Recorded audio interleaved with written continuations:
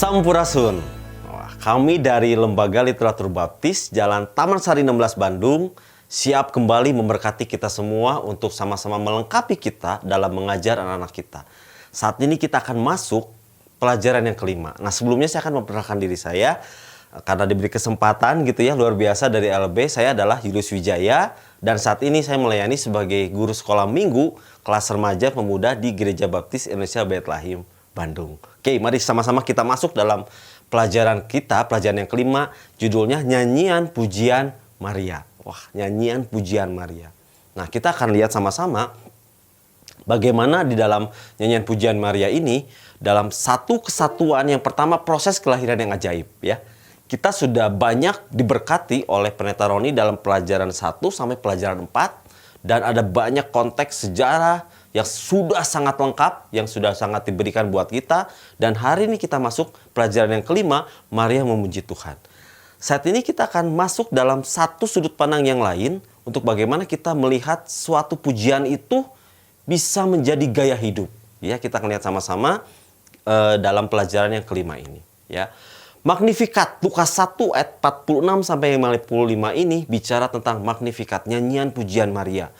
Nyanyian pujian yang mungkin kita waktu baca hanya sekedar nyanyian pujian dalam Alkitab, tapi ternyata Magnificat ini sudah dipakai dari sejak zaman dulu. Di dalam gereja-gereja tradisi barat dipakai dalam kebaktian malam hari dan gereja-gereja ortodoks timur dipakai pada kebaktian pagi hari. Artinya Magnificat, nyanyian pujian Maria ini sangat dalam artinya. Nah, kita akan belajar sama-sama dan kita ambil spiritnya supaya nyanyian pujian ini bisa menjadi berkat dan bisa menjadi aplikasi dalam kehidupan kita sehari-hari. Nah, mengapa menyanyi merupakan suatu hal yang luar biasa? Karena menyanyi pada waktu itu merupakan aktivitas yang melekat pada bangsa Israel bahkan sampai pada hari ini. Bangsa Israel sudah sangat terkenal dengan nyanyian-nyanyiannya. Ya, di dalam Keluaran 15 ayat 20-21 Miriam mengajak bangsa Israel memuji Tuhan ketika sudah melewati Laut Teberau. Hana pun ketika diberi berkat oleh Tuhan bisa menyanyikan nyanyian pujian dalam 1 Samuel 2 ayat 1-10. Juga Zakaria bisa memuji Tuhan ketika mendapat berkat dia menjadi seorang ayah dari Yohanes Pembaptis. Lalu Simeon, seorang yang dalam penantiannya bisa diberi kasih karunia oleh Tuhan, bisa melihat bayi Yesus dan dia bisa menyanyikan nyanyian pujian yang keluar dari hatinya. Dan yang luar biasa, pasukan malaikat, pasukan bala tentara sorga bisa menyanyi memuji Tuhan dalam Lukas 2 ayat 13 sampai 14. Oleh karena itu menyanyi merupakan hal yang luar biasa yang bagaimana kita belajar sama-sama dalam diri seorang Maria. Nah, dalam nyanyian pujian Maria ini ada dua hal yang ingin saya bagikan sama-sama buat kita semua, yaitu bagaimana Maria bisa memuji karena ada dua hal. Yang pertama adalah karena dia mengerti bahwa nyanyian pujian Maria itu mengambil dari perjanjian lama. Maria bisa mengerti dengan banyak bahwa perjanjian lama yang sudah melekat itu sekarang tergenapi. Maria belajar perjanjian lama dengan baik. Ya. Dia bisa mengambil spirit yang sama dari puji-pujian Hana. Dalam 1 Samuel 2 ayat 1-10 Hana bilang, lalu berdoalah Hana, katanya hatiku bersukaria karena Tuhan. Tanduk kekuatanku ditinggikannya oleh Tuhan. Dan Maria pun bisa mengambil spirit yang sama. Lalu kata Maria, jiwaku memuliakan Tuhan dan hatiku bergembira karena Allah. Segala sesuatu dikembalikan kepada Tuhan. Ini yang luar biasa dari seorang Maria, bahwa saya yang dipilih. Saya mendapat kasih karunia seperti Hana. Ada spirit yang diambil dari sana. Lalu yang kedua kita lihat sama-sama bagaimana nyanyian hati Maria ini bisa dinyanyikan dengan luar biasa oleh Maria karena Maria melihat adanya nubuatan-nubuatan perjanjian lama. Ya, kita lihat sama-sama di dalam pujian-pujian Maria ini. Di dalam ayat yang ke-48, sebab ia telah memperhatikan kerendahan hambanya. Sesungguhnya mulai dari sekarang segala keturunan akan menyebut aku berbahagia. Aku berbahagia. Segala keturunan akan menyebut aku berbahagia. Seorang perempuan yang luar biasa. Maria mengerti bahwa ada nubuat perjanjian lama dalam Kejadian 3 ayat 15. Bahwa Tuhan akan mengadakan permusuhan antara engkau dan keturunan ini, antara keturunanmu dan keturunannya, dan keturunannya akan meremukkan kepalamu dan engkau akan meremukkan tumitnya. Ada keturunan dari perempuan yang akan meremukkan iblis.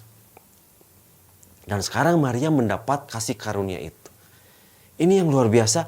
Dari sekian banyak perempuan, dari sekian banyak keturunan perempuan, saya yang dipilih oleh Tuhan untuk bisa menjadi ibu dari seorang bayi Yesus. Luar biasa ya. Dan terbukti juga ada banyak dari nyanyian pujian Magnificat Maria ini yang kita lihat sama-sama dalam layar. Mazmur-mazmur dinyanyikan oleh Maria. Mazmur adalah banyak rangkaian pujian dalam perjanjian lama, dan sekarang Maria bisa mengambil itu semua. Terbukti bahwa nyanyian itu merupakan gaya hidup dari Maria. Maria mengerti bahwa menyanyi dari perjanjian lama itu merupakan suatu kebiasaan dalam hidupnya. Itu yang diberitakan, diceritakan oleh Maria. Yang kedua, kita lihat sama-sama bagaimana puji-pujian Maria ini di dalam ayat yang ke-55. Kita lihat sama-sama seperti yang dijanjikannya kepada nenek moyang kita, kepada Abraham dan keturunannya untuk selama-lamanya. Ditutup dengan ayat ini ketika Maria bisa mengerti bahwa ternyata nubuat perjanjian lama yang Allah sudah menunjukkan diri, kita lihat sama-sama di layar, dan lewat Abraham, lewat Ishak, dan lewat Yakub, sekarang digenapi. Allah yang sudah berjanji kepada Abraham, Ishak, dan Yakub ini sedang digenapi oleh Maria. Padahal kita lihat sama-sama kalau dalam konteksnya, janji ini sudah ribuan tahun yang lalu. Dan ada masa 400 tahun Tuhan tidak berbicara. Lalu apakah janji ini masih ada? Apakah janji ini masih terbukti? 400 tahun tidak ada perkataan daripada Tuhan. Mungkin ada banyak rumor di sana yang bilang bahwa ini sepertinya seperti dongeng. Tidak ada lagi Mesias yang datang. Sudah 400 tahun hilang. Ya, ini hanya mitos saja. Tapi ternyata terbukti Allah yang berjanji kepada Abraham, Ishak, dan Yakub sekarang menepati, dan yang dipakai media adalah Maria. Ini suatu ungkapan yang luar biasa dari seorang Maria. Tuhan, terima kasih Engkau memberikan kasih karunia kepadaku. Maria adalah manusia biasa sama seperti kita. Tetapi yang luar biasanya adalah ada pelajaran yang sangat berharga dari Maria. Apa itu pelajaran yang sangat berharga dari Maria? Dengan kemanusiaannya, dengan segala pergumulannya, dengan segala pemikirannya, dengan segala pengetahuannya dia akan firman Tuhan, dia bisa memuji Tuhan. Keluar sebuah pujian Magnificat itu karena kenapa? Maria bisa mengenal Allah dan firman-Nya. Firman-Nya itu kekal ribuan tahun yang lalu, sekarang terbukti digenapi. Dan Maria pun bisa bersukacita. Kenapa? Dari sekian banyak perempuan yang ada, Allah berkenan hadir dalam dirinya.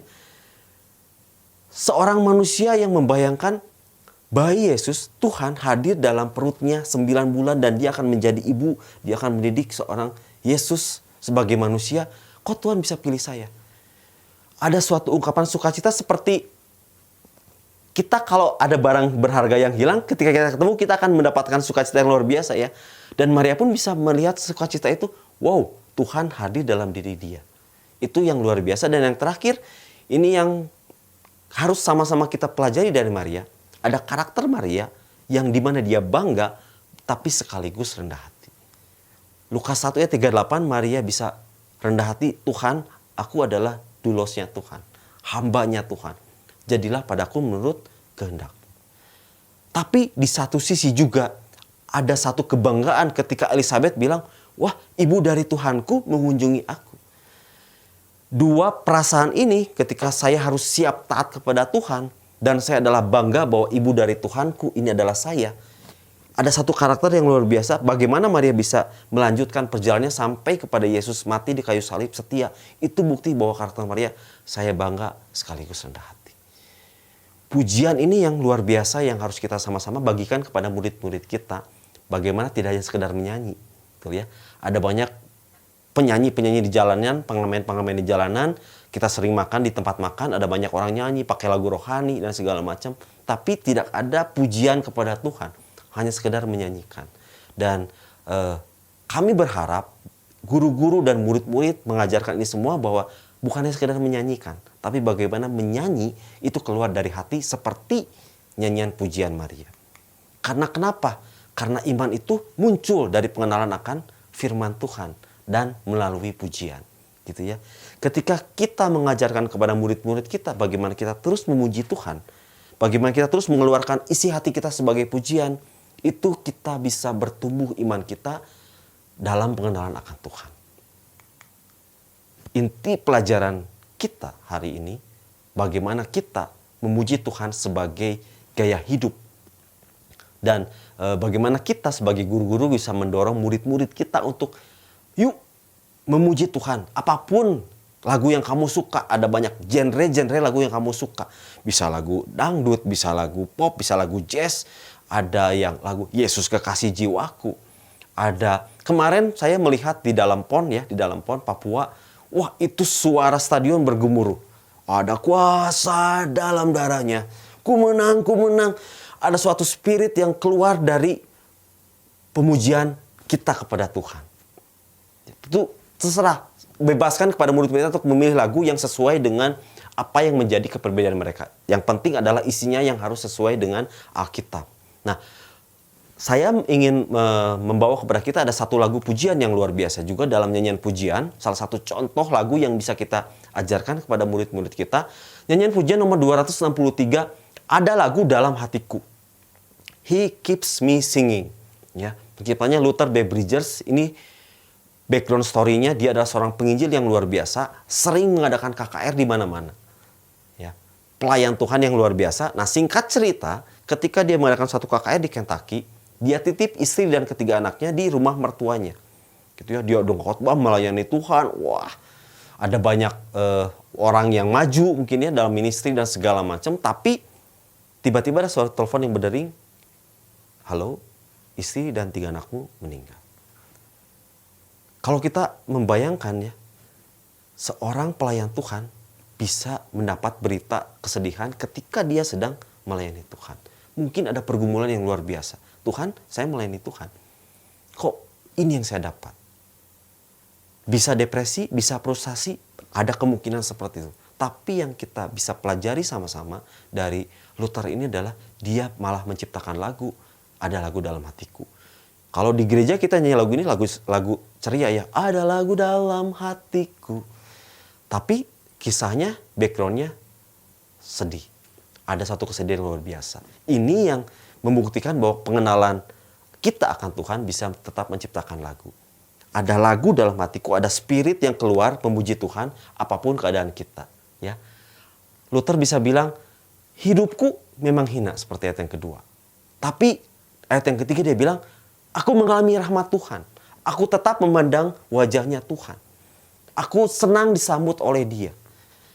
Ada suatu pujian spirit yang sama dengan Maria bahwa apapun keadaannya, saya mau ada lagu dalam hatiku yang terus meluap.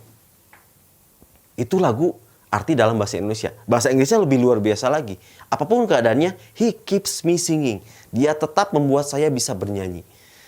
Ini spirit yang ingin kita bagikan sama-sama kepada murid-murid kita bahwa pujian, penyembahan itu harus menjadi gaya hidup. Satu lagi, ada quotes dari seorang penyanyi rohani terkenal juga, Graham Kendrick. Ini yang buat kita sama-sama mengajarkan kepada murid-murid kita bahwa kita dalam memuji dan menyembah Tuhan jangan sampai salah arti. Jangan sampai kita merasa memuji dan menyembah Tuhan itu kita menunggu perasaan-perasaan yang datang kepada kita. Wah, hadirat Tuhan. Tuhan puaskan jiwa saya. Tuhan, ada perasaan-perasaan yang sentimental, perasaan-perasaan yang salah. Tapi esensi daripada memuji dan menyembah Tuhan itu bagaimana kita dengan sadar kita akan bilang, saya siap melayani Tuhan, saya siap taat sama Tuhan seperti Maria. Nyanyian pujian Maria sudah terjadi ribuan tahun yang lalu, menjadi berkat bagi gereja-gereja awal, gereja-gereja ortodok, dan seharusnya tetap ada dalam aplikasi kita, dalam kehidupan kita sehari-hari. Kita bisa memuji dan menyembah Tuhan karena kita mengalami Tuhan. Demikian pelajaran kita hari ini dan kita akan ketemu lagi dalam ruang guru sekolah minggu di minggu depan. Tuhan Yesus memberkati.